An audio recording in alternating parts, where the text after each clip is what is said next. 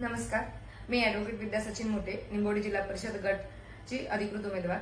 आज माझ्या जिल्हा परिषद गटामध्ये जे घडलं ते अत्यंत दुर्दैवी आणि लोकशाहीला काळिमा फासणारी घटना होती। गेली कित्येक दिवस झालं प्रचार माध्यमाच्या रूपामध्ये आम्ही लोकांसमोर पोहोचत आहोत। काही दिवसांपूर्वीच आमच्या एका कार्यकर्त्याला शिवीगाळी केली गेली। त्याच्यानंतर ज्यावेळेस प्रसार माध्यमातून आमचे प्रचार सुरू झाले त्यावेळेस गेल्या 2 दिवसापूर्वी गळवेवाडी गावामध्ये एका अपंग चालकास शिवीगाळी केली गेली, मारहाण केली गेली। तसेच हा प्रकार वाढत चाललेला आहे। आज सकाळीच आमच्या राहत्या गावामध्ये विभूतवाडी गावामध्ये प्रचाराची गाडी फोडली गेली। मी स्पष्ट शब्दात सर्वांना सांगू इच्छिते, ही लढाई विकासाची आहे, विचारांची आहे, ना की काठ्या मारहाण ना दहशतीची आहे। विरोधकांना जर आमच्या कामाची आमच्या वाढत्या पाठिंब्याची जनतेच्या वाढत्या पाठिंब्याची जर भीती वाटत असेल तर त्यांनी त्याचं उत्तर त्याच मार्फत दिलं पाहिजे, विकासाच्या मार्फत, विकासाचं कामं करून, ना की ते हिंसेच्या रूपात दिलं पाहिजे। आज कार्यकर्त्यांवर हात उचलला जातोय, सामान्य जनतेला धमकावलं जातंय, घाबरवलं जातंय।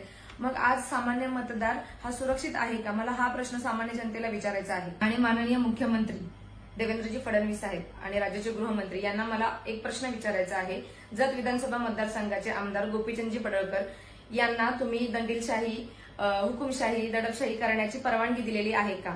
आणि जर तसं असेलच तर मी एक लाडकी बहीण, देवाभाऊ तुमची मी एक लाडकी बहीण या नात्यानं तुम्हाला मला एक विचारायचं आहे, महिला उमेदवार म्हणून नाही तर महिला म्हणून मी सुरक्षित आहे का? आणि माझ्या आजूबाजूच्या महिला सुरक्षित आहेत का? आणि प्रशासनाला मागणी करते की दोषींवर कायदेशीर कठोर कारवाई तत्काळ करण्यात यावी। जनतेचा विश्वास आणि विकासाचा मार्ग कोणतीच ताकद थांबवू शकत नाही आणि ही निवडणूक तुम्ही सर्वांनी हातात घेतलेलीच आहे। असंच माझ्या पाठीमागे शेवटपर्यंत उभे राहा। ही विकासाची लढाई आहे, या लढाईमध्ये मला तुमच्या सर्वांची साथ मोलाची हवी आहे। धन्यवाद।